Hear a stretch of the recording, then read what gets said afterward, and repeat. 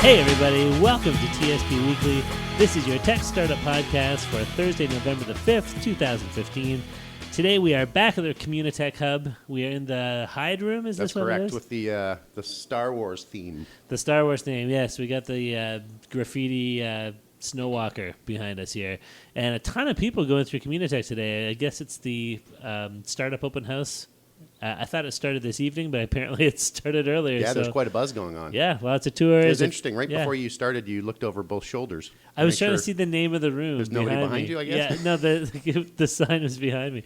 Yeah, if you hear some buzz behind us, then it's just tours, and I think like international tours and stuff. It looks like all kinds of people dignitaries from all over. and flowing robes and grace and all kinds of things. The whole 9 yards. So let's do some introductions. My name is Darren Conley. I'm a local tech entrepreneur here in Kitchener-Waterloo. Joining me, as always, is my wonderful co-host, fellow tech entrepreneur, Stephen Campbell. How you doing today, Stephen? I'm doing well. I'm excited. We have our Twitter contest wrapping up today. Yes, we should before we get into that. We should introduce our guest. We'll announce our guest, and then maybe he gets to give us a number. Yeah, we'll get the guest to pick the to do the random aspect of this. Yeah. So joining us today, we have Mr. Latif Nanji from Roadmunk. Did I pronounce that right? You got it. Okay, excellent. How you doing today, Latif? Great, thank you. No problem. So yeah, we've had this Twitter contest running for the past month. We have 2 tickets to the Dream Home Lottery thing. Yep. KC Rotary. Yes, that's right. You could win $1 million dream home among a whole bunch of other prizes. And we said at the end of the month of October we would pick 2 random names among the people who had retweeted us.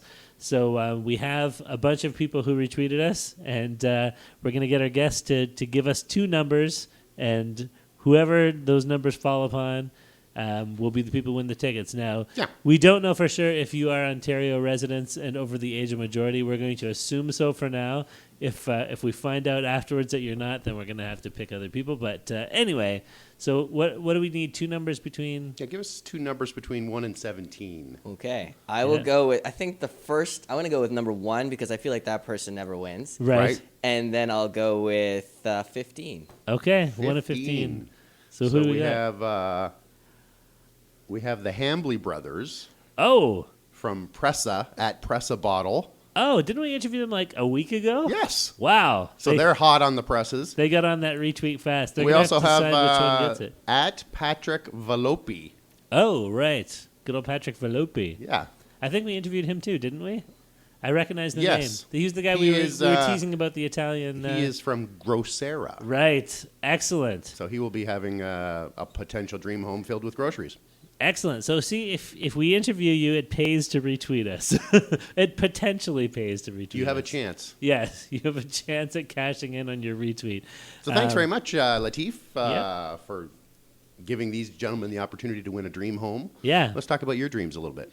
Yeah, let's find out. So Roadmunk, the first thing that comes to mind when I hear Roadmunk, I think of Google Maps or something. But having looked at your website, I know that it's not quite that roadmappy. It's a different kind of roadmap, right, that you guys are dealing with? Yeah, absolutely. It was inspired by a company I previously worked at called Myovision, where we were actually challenged with creating the strategic roadmaps across the organization. Gotcha. And there was a lack of software on the market for this, and people typically use PowerPoint and Excel and a lot of gymnastics. Right. So we ended up building a software application that you can use online as a SaaS offering. Yeah. And we've been really focused on design, user experience, integrations with the marketplace to make it a successful product. Excellent. Now, Myovision, I think we actually recorded a little bit with Curtis, the CEO of Myovision, at one of the events. I think it was the Internet of Things event in town, right? Mm-hmm. Did we release Curtis that? McBride? We must have released that. Yes, at some point in the past. Yeah. I've done way too much audio editing in the past couple months to remember what actually makes it out there and what doesn't. That's cool. Now with Roadmunk, for those who aren't familiar with the idea of roadmaps as part of the development process, can you explain a little bit about what that's all about? Yeah, absolutely. Yeah. I think when you're building a product early on, you're really kind of focused on a shorter life cycle of getting things out, and that's kind of where the agile methodology and Eric Ries and the lean startup movement. But what happens in organizations where you need to align departments that have a longer term focus, whether that's marketing, sales, executives, and budgets, what ends up happening is there's no way of aligning agile development with what some of the stuff that they're doing in the long term. And so what ends with these large enterprise organizations, you need to align them with communication, big product initiatives, and those executive conversations that happen, they simply do not want to go into those operational tools. They need something that's sort of a mezzanine layer that pulls that information so that they can get a larger oversight of what all the major product initiatives are going on. Okay. If you can weave mezzanine into casual conversation, you're an expert. I think so. Yeah, that was very well done. So if I was to dumb it down even more for someone at my level, it would be the idea like you have different parts of the company working on different things, and you need a way to kind of see how and what everybody is working on to bring everything together and keep everyone coordinated. It's right? exactly that, a snapshot at a high level of what's going on over, let's say, the next year. Sure. What do you think is the most oil and water when it comes to like the agile methodology rubbing up against something else? What does it have the most trouble with? Yeah, so it certainly has the most trouble with actually communicating globally. So if you're doing something in development, how does that impact sales' ability to understand what they're telling customers in the next month or two? How does that impact marketing's ability to set up the campaigns sometime in advance or get the resources necessary 6 months out? Is it communication and speed because it's happening so fast? And Yes, absolutely that. At a greater, broader level across all organizations, it's collaboration, it's in communication that then propels the speed required. Yeah. Right. So when I was looking at your screenshots of what your product looks like, it looks a lot like the kind of timeline I might see if I'm well, for me, it's like audio editing or something, right? I have it looks different tracks, different rows with color-coded bars. Yes. And I guess that's demonstrating like various initiatives or projects that are being worked on at different times. And you can see by looking down all the rows which ones are lining up with which other ones for different parts of the company, right? Absolutely. That's exactly it. One of the things that we like to tout is that we're not project management. There is a whole market out there that kind of does that. So we don't do dependencies, critical path, task management. We leave those to the Trellos and Jiras of the world. But they actually give us an advantage because we can pull data from those tool sets and then create the visualizations that have the filtered information that uses those, a swim lane or a timeline view, as they're kind of technically called, to communicate that information. So if my company's already using something like Trello, I can just sign up for your service and then with a few clicks of a button, like import all that data right in? Yeah, so we work right now with Jira, sort of our primary integration, but we're looking to add subsequent tools, and it's exactly that. You log into your account, you pull which data you want, and then boom, you can actually quickly create that roadmap in a matter of minutes. Wow. So what's your real value prop then? Sure. So for our market is one, the tool set 2 years ago didn't really exist. So we were competing with PowerPoint and Excel primarily. Our competitive advantage is threefold. One is it's a massive time saving. Product managers' time today is really expensive, and it's sought after to be on strategy and aligning teams. And the last thing they want to be doing is moving pixels on a slide or in a tabularized format on a Sunday night. Sure. Two is they need something that's super well designed so that they can actually have the ability to consume that information across those divisions, which is why people don't want to look at development tools, for example, if they're an executive. Sure. And three is that... No, they don't. Certainly don't. And three is this idea of communicating different types of views. And what I mean by that is you can have a very large data set, but you want to communicate certain pieces of information to certain audiences. So how do you pivot that? How do you filter that down? And that's really the magic of the tool. Once you get into Roadmunk, you really start to understand how you can create a view for your executives, a global team that may be over in Asia, a marketing team that could be located somewhere else. So it really works for large distributed enterprise organizations. It sounds a lot like you're talking about your new live filters. Yes, that was something we just released a couple of days ago, so it works really well. Have you been doing your homework, Steve? No, I haven't. Just came to me in a dream. What are the live filters all They about? curate I views actually have no instantly. idea. I didn't do as much reading as Stephen did beforehand. So. Well, Stephen just gave it away perfectly. Okay. It's basically the ability to take any of your data, so if you have a list of initiatives and you're basically cutting it by owner or product line, you can quickly select them and your roadmap views instantly start to update based on those filter sets. So creating those slices or specific types of views for audiences can now be done very quickly. Sure. That's huge for me because it's such a basic step that's missed at the beginning of a presentation or a meeting or anything is know your audience, right?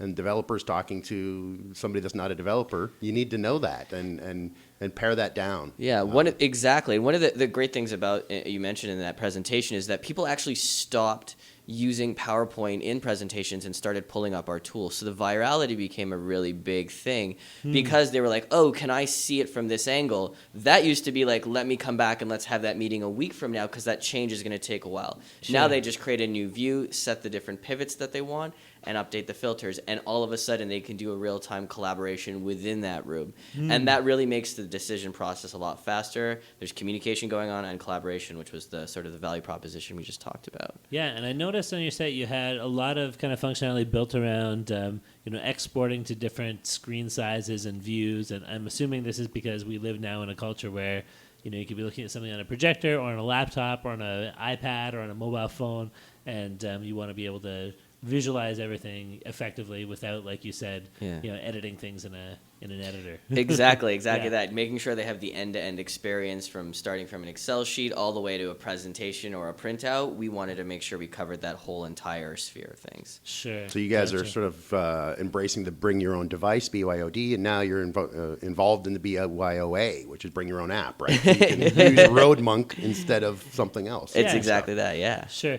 Now you say you started at solving this problem at MyoVision. So is Roadmunk something that you developed while you were working there, and now it's spun off into its own entity, or is it just kind of based on the principles that you learned while you were there?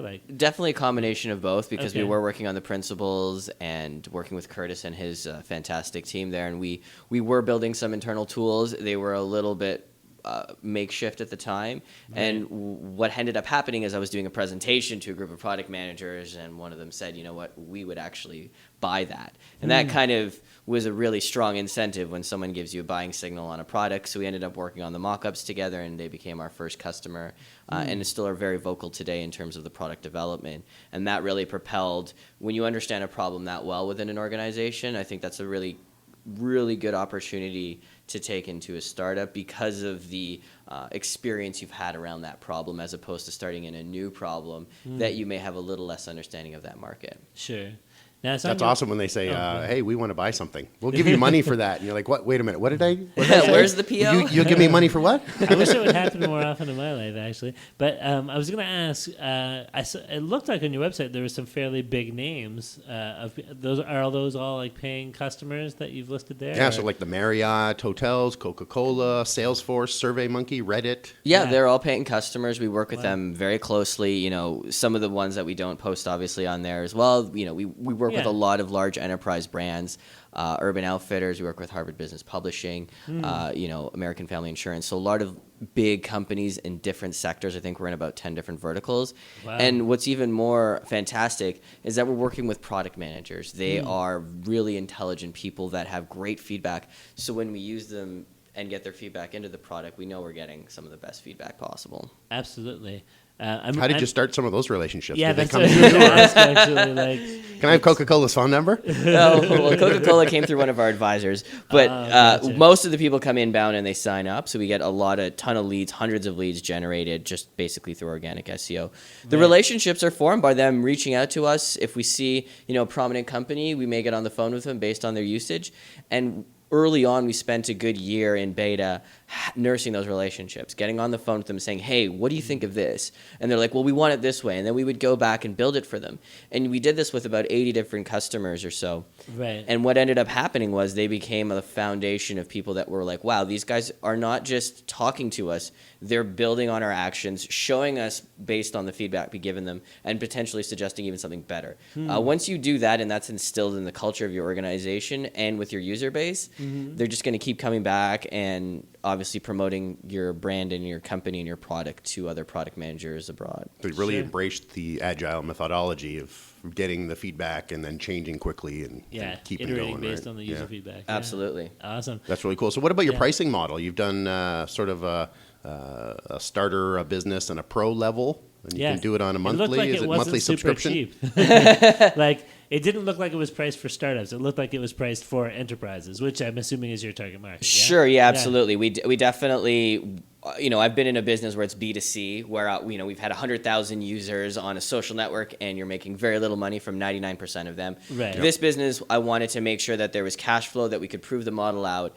and charge the amount of money that would, if you're willing to put down that kind of money, that means you're going to get involved in the product development cycle. So if you're looking at the innovator's dilemma and you're looking at those early adopters, you want to make sure there's commitment. We do have a smaller pricing package, and when it's warranted a discount, we're happy to help out with the nonprofits and people abroad that may have currency that's less valuable. So we do make sure that we get those people involved, but our pricing does reflect the pain point of product managers and the value proposition that they go against. This takes a lot of time to maintain and update, and so we think that's a fair price point based on what the market requires right now. Yeah. Well, and if it's working, it's working. Yeah, and that makes sense. The people that really are successful in that position, they can afford it. Yeah, absolutely. Now I want to dive into a little bit more into like how you guys got started. We know you came out of MyoVision and stuff, but before we get into that, we should do our sponsor spot. So we are sponsored by Igloo Software,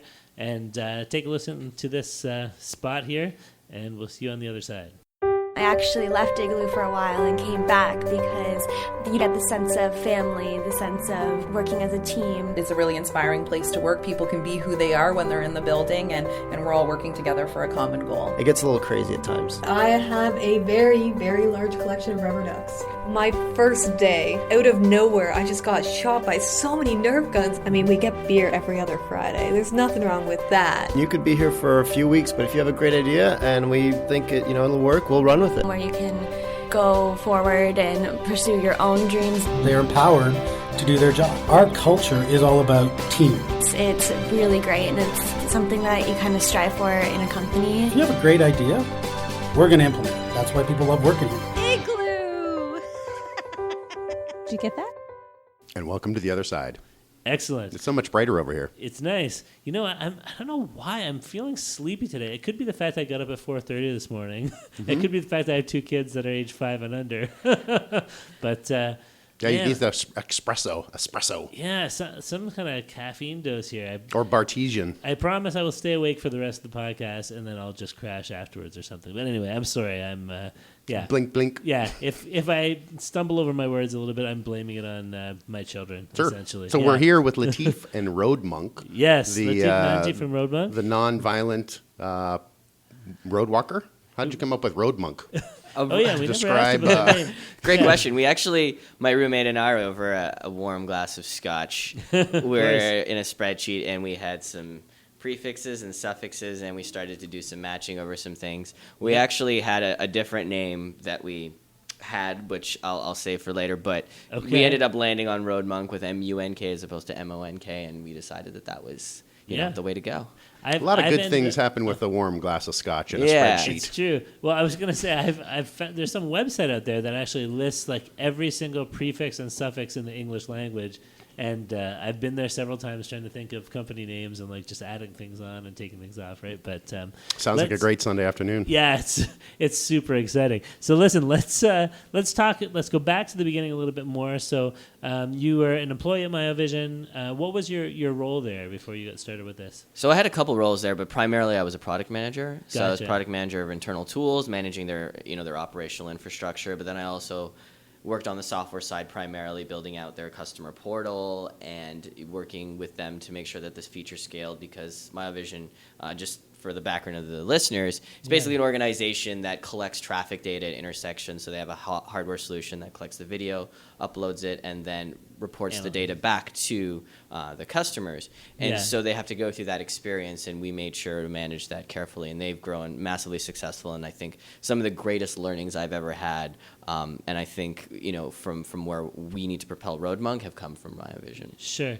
Coming to a traffic light near you soon. Absolutely, yeah. Actually, they were all over Yonge and Dundas in Toronto, and I was like looking at the poles, and I was taking pictures, and I was like, oh, look at this product. It's so beautiful. That's awesome. Everyone's thinks who they're recording people in the intersection and sketching them out, but I'm like, no, trust No, me. no. This is a good company. This is a Traffic good product. driven. This is going to make your life Everybody way better. smile and wave a Curtis. Yeah, exactly. So is your own background then, do you come from development or originally, are you like a hardcore business background or like what's your mix? So I primarily come from a software background. Sure. In university, I primarily studied, I like to say, business, chemistry, and I got a master's in poker. But Sure. Yeah. And then I ended up doing a startup actually called pokerspace.com, in which we were building a social network for poker players. Cool. So that was sort of the onset right after university of what we did. We raised $1 million in the Waterloo community, made some of the most classic startup mistakes, and from there that gave me enough knowledge and know-how to really roll up into a junior product manager and then beyond to kind of a more senior role. Gotcha. Okay, and how long were you at MyVision before you left to do this? Just over 4 years. Okay, Yeah. that's a good stint. Very good stint. And so when did you know, like, it's time for me to ditch the day job and, like, strike out on the startup scene again?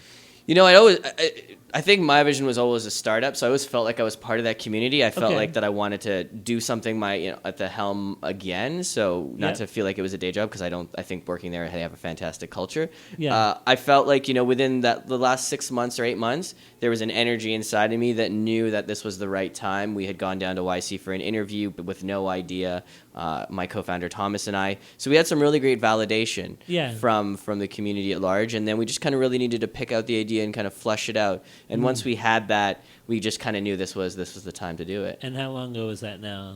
It's been 3 years. Okay. Yeah. Wow. So that's a neat run. And you're a co-founder, so you can tell us a little bit about the other co-founder? Oh, yeah. Thomas is fantastic. Were you working together at MyVision before? Yeah, absolutely. We worked Okay. together on countless projects. He was managing the engineering team for quite some time there, and was really well liked amongst the group there. Yeah. He just a little bit about him. He's worked in about 4 startups. He worked at PostRank locally here. He's worked at MyVision and a couple of .com startups. And so he went to ComSci, did Waterloo. Fantastic guy. A lot of developers really resonate with him because he really understands the culture, and he's also got some of the best social skills I've ever seen. So Awesome. yeah, Cool.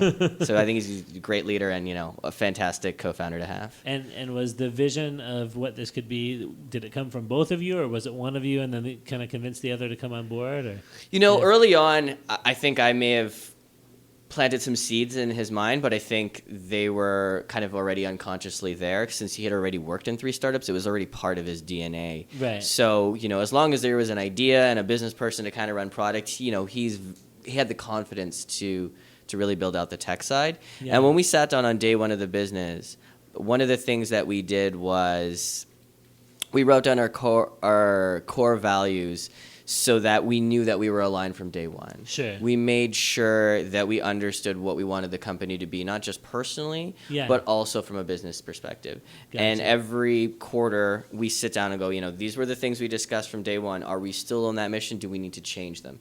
And that's really made us a solid team so that we can just run and operate the sides of the businesses that we know how to do.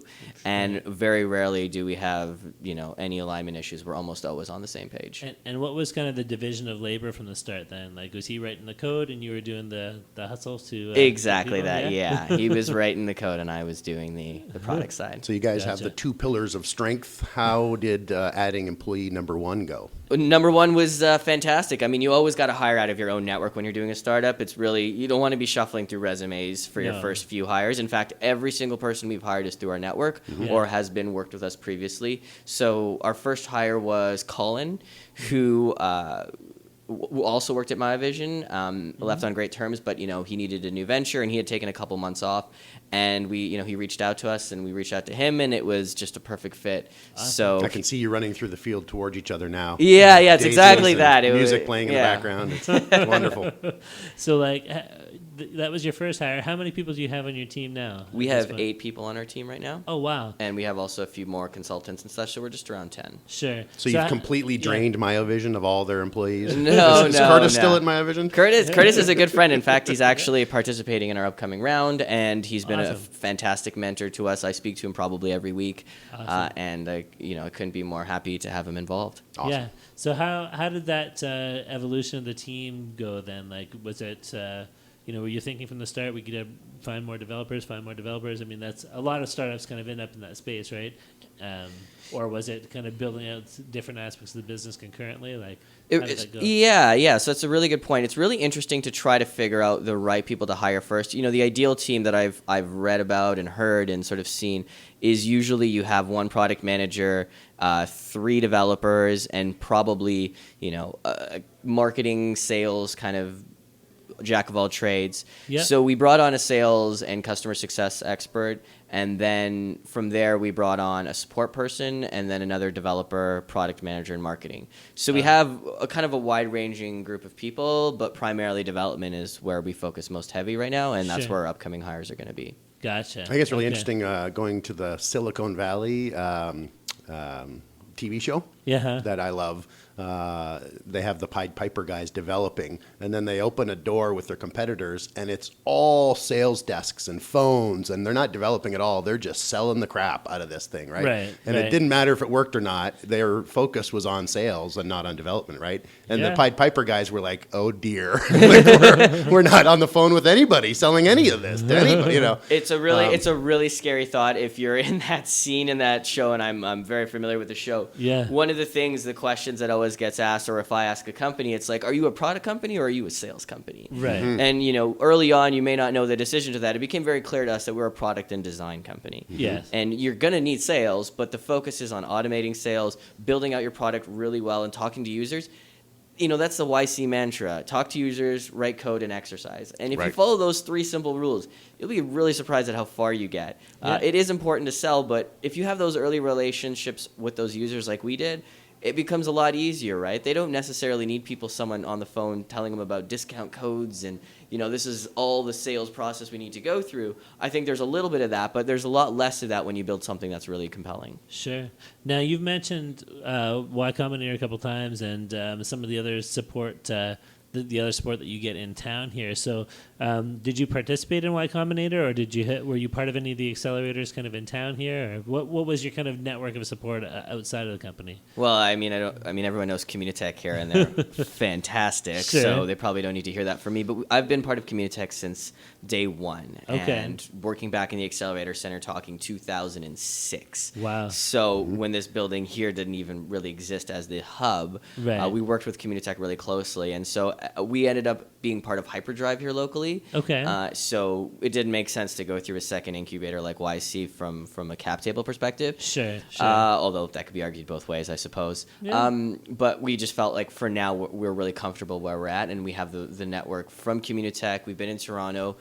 We have some advisors in the Valley that we meet with both physically, and so they give us the introductions and relationships that we've had. Sure. And we've got a great network of angel investors that have also fostered those relationships. Can you for tell me a us. little bit about the Toronto to KW corridor and Yeah. the development team is here in a house? Yeah. And or then you guys or are how in did Toronto? How did you end up moving out to Toronto? Like, Yeah, what's the deal there? Oh, wow. Okay, so a couple of questions in there. I'll go with the corridor question first, Yeah, then yeah, the sure. distributed team. So for us, it's Toronto was a good place for customers and recruiting in terms of operational people.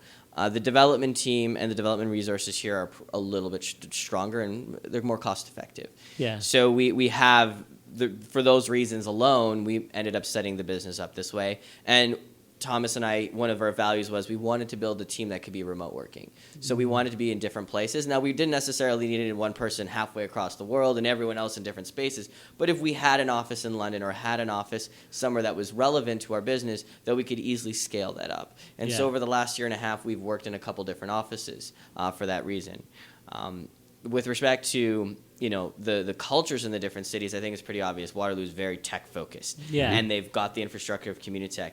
And I feel like the Toronto corridor is kind of pulling a little bit of that in, which they absolutely need to, because the mentorship, from my perspective, isn't as strong as it is here, and that's simply because of the experience Communitech has had in this environment for a longer period of time. I think Toronto will absolutely catch up. They Right. have a ton of smart people. They have a lot of great spaces for startups to work out of. They just need that push. They need people on top of them every day being like, okay, we're shipping in a week. What are you doing in 2 days? Like, they need that push, like a harder push. It's a lot more of a soft push. Yeah. And that to me is a little bit troubling, because then the speed at which startups fail or grow is slower. So in either case, success or not, it's a slower cycle, and that doesn't seem like the appropriate way to build a startup. So you from try my to get the perspective. best of both worlds by dipping your feet into the development and the business world. Oh yeah, yeah. I want the best of everything. Yeah. Fair That's enough. smart. Somebody I like that. once told us, I think it was Shrad, back when he was still living in Canada and not in New York City, from WagePoint, said that, in Toronto, he had worked out of Toronto for a little while in his startup, and he says, in Toronto, anytime you have a meeting, everybody shows up angry because they've had to deal with terrible traffic to be there.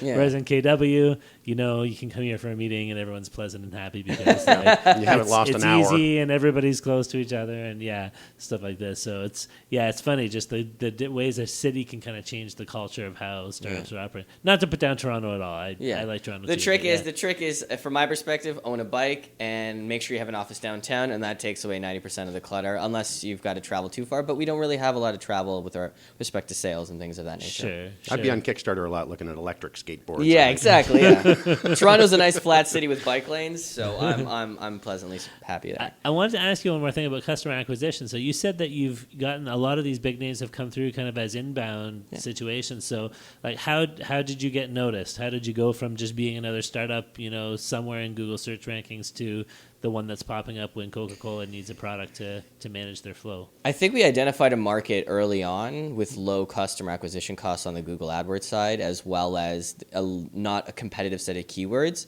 Right. So, if you type in some of our main keywords, whether that's product roadmap software, we're in the top 3. Right. What ends up happening is when you're looking for a product, you click on the top 3 links regardless, and then you're going to start doing your search. Yeah. And since the market is kind of, I wouldn't say it's an infancy, but just a bit beyond that, so kind of at the perfect time, everyone needs a software because they're all realizing that, wait a second, we went from waterfall and we went from all these set of tools to agile, and we did this really huge binary shift, and then there was nothing in the middle to kind of balance out the rest of the organization. And that became, how you answer the why now question. And it also answers a little bit of the marketing and customer acquisition, that we don't need to spend a lot of money on marketing.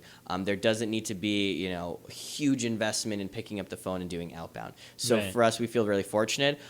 There is a little bit, I guess, in saying there is a little bit of luck with that one, because a lot of people do have to pay and really nurture their markets, especially when they have a nice-to-have product versus a must-have. Sure. No, sounds good. That was cool. Yeah. Listen, I'm feeling like it might be time for. I feel a thunderstorm on the horizon. Insert professional lightning bolt sound here. Let's pause so I know where I can insert that sound.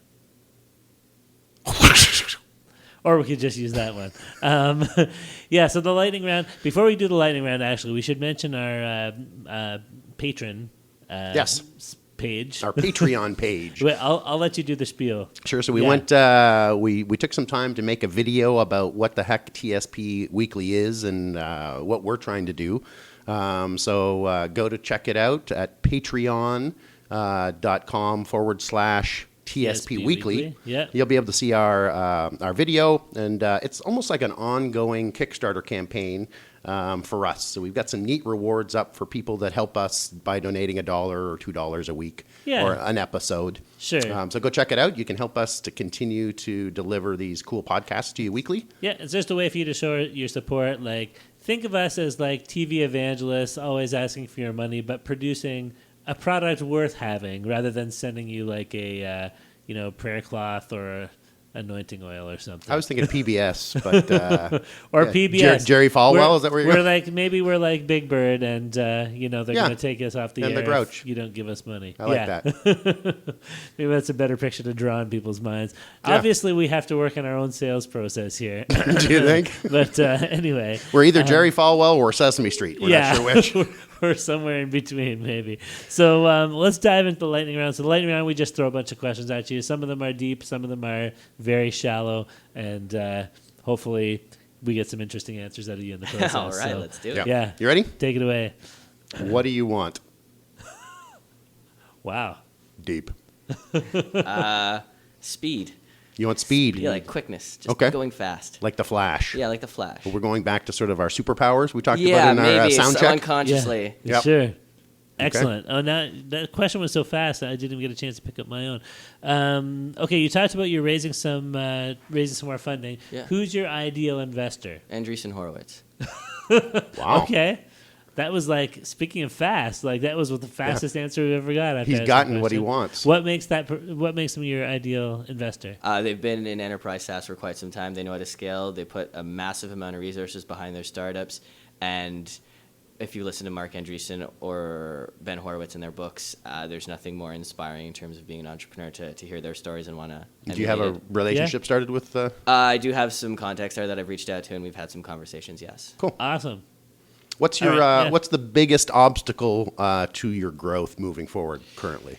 Obstacles for growth are right now, I'd say development speed. We really want to push that in product. Those are the biggest things. I think we're actually doing a pretty good job of that, so I might be reaching on that comment. I think if we push that and making sure our leads are strong, we've got it. I think it's just an execution game, and I think our team has proven that we can do that. Awesome. What is one of your hidden talents? And you can't say poker because you already mentioned that you're a poker player. So, yeah. What do you think? Oh, gosh. Hidden talents. That is about to be unhidden to the world. I can make a mean omelet, I think. Okay. Yeah, I think I can really make a good omelet. You got 3 egg, or what's your... So it's mushroom, goat cheese, and 3 egg omelet. Do you add any milk to your omelets? No, none. Yeah. Egg white only? I know lots of people who add milk to omelets, and I'm like, why? Yeah. No, Cream LL Cool milk. J covered that off when he was doing that in that movie with the sharks. He's that's like, right. you do not add milk to the omelet, and I took that very seriously. It's right before the big shark came up and like bit him, chomped him out of the. Do you know that movie? No, Deep Blue Sea or something. It was like hyper intelligent sharks. Yeah, I can't remember. Yeah, I think. Yeah. That's true. If I take nothing away from that movie, it'll be don't add milk to your omelet. I don't know if I need omelet advice from LL Cool J. If you want to have it, plus see a movie where sharks, like hyper-intelligent sharks, terrorize people in an underwater research station, it's pretty much got it all, that movie. Oh, yeah, absolutely. Yeah, fair enough. Okay, a mean omelet. That's awesome. Good deal. Oh, your turn, Steven. So, excuse me, we're going to do a shallow water question. So you're on an island. So what's the one album that you're going to have? What's the one food that you're going to have? And what's the one book that you're going to have for the rest of your days on this island? If I'm going to have one album, it would be The Greatest Hits by Bob Marley. Okay. Nice. That would be appropriate for if you're stuck on a tropical island. Yeah. Absolutely. Yeah. You never get sick of kinky reggae. No, that's actually my favorite song. Me That's too. Pretty, wow. What's Bob Marley's middle name? He's still got to answer the rest of your questions. So I'll think about that for a second. Yeah. And then Stall. the food, I guess for food, I would have to say, that sounds so quintessential. What? Oh, I know what it is. I would like my grandmother's samosas. That would be. Oh, nice. nice. Yeah. Excellent. Okay, and what are you going to read while you're listening to Bob and drinking samosas? I love reading comedy, so for me, it would be The Family Circus. Yeah. I'm just joking.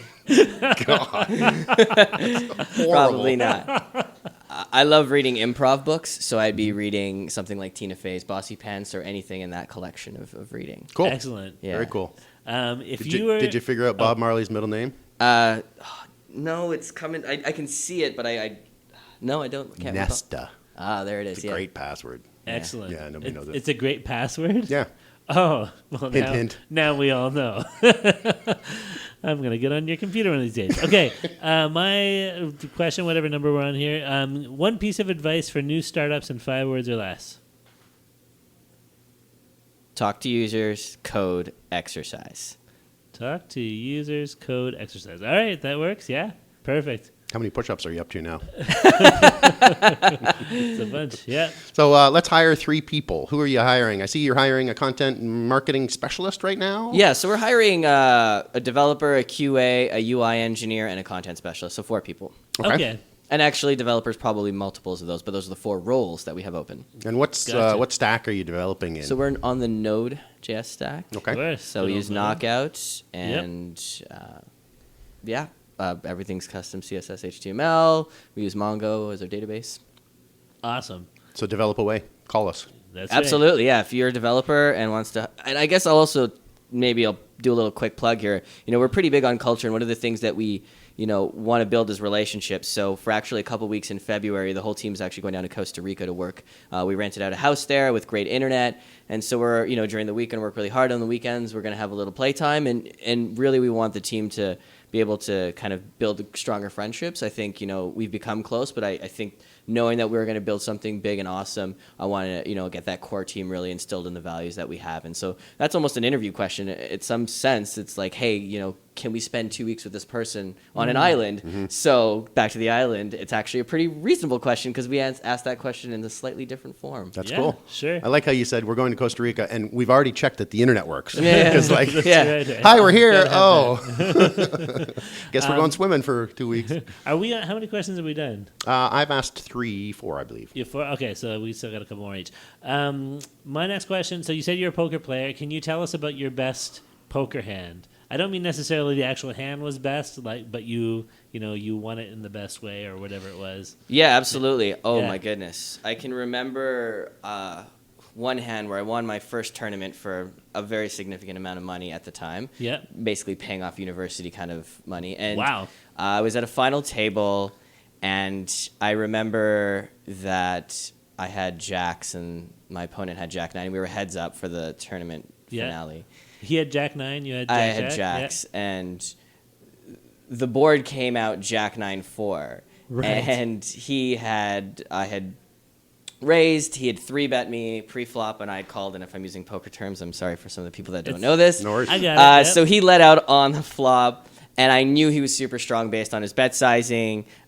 So I ended up actually just raising here with top set, which is usually not the thing to do. Sure. But in this specific opportunity, I did raise him, and I knew he was just letting it all in, and I was about to win the tournament on this hand. And it was about 3 o'clock in the morning on a Sunday, and my best friend Chris and we were 19 years old, right? University kids, and he's holding on to my shoulders and he's shaking me. He's like, are you gonna shove?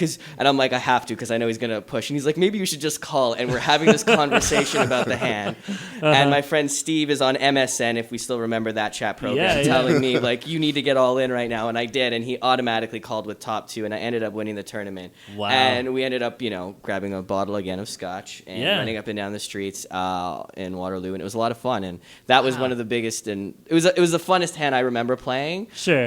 Where some great things happened. Sure. That's awesome, man. Yeah. I wish I had a story about winning big money. All I have is stories about like how I flopped quads and somebody else with a full house thought they were going to put me out, and I surprised them at the end by slow playing. Mm-hmm. But I like the scotch running around at the end. Glenfiddich. Yeah. Whatever. And we were at McDonald's drinking it afterwards. It was great. Yeah, no, it's awesome. Okay, last question for you, Steven. So where are you in 5 years?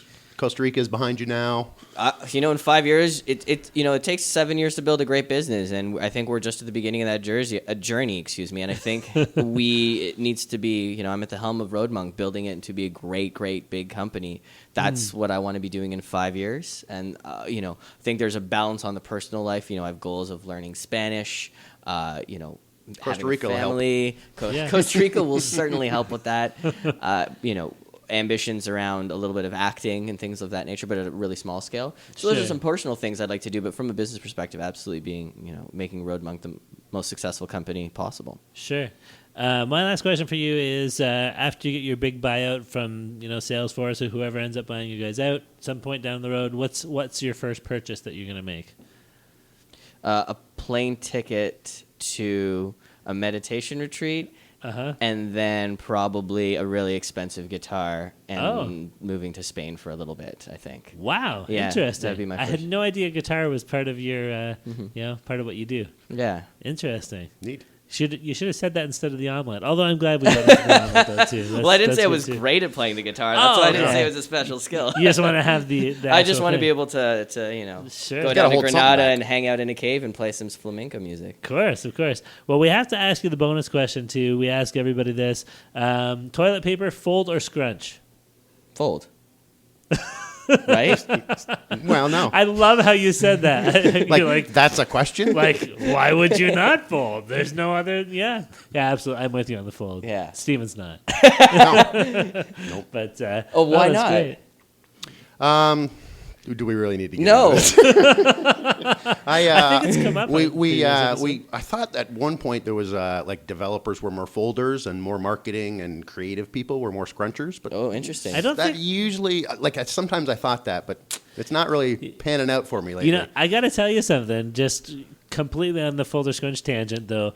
Over the weekend, I was doing a trade show in Toronto for my own VR startup. Were you asking people this outside of the podcast? It came up when I was Oh, talking God. to a guy who used to do like VR work at Procter and Gamble. They use some VR technology for market testing, and he's like.